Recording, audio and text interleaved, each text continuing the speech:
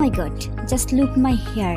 Hello guys, আজকে আমি আমার এই ফ্রিজি প্রাণহীন হেয়ারটাকে ঠিক করব মাম্মা আর্থের এই হেয়ার মাস্ক দ্বারা। মাম্মা আর্থ কেরালা থালি ক্লিজিং হেয়ার মাস্ক ঘন আর লম্বা চুলের জন্য বিশেষভাবে তৈরি। প্রাচীন কেরালার ঐতিহ্যবাহী রেসিপি থেকে অনুপ্রাণিত রেডি টু ইউজ থালি।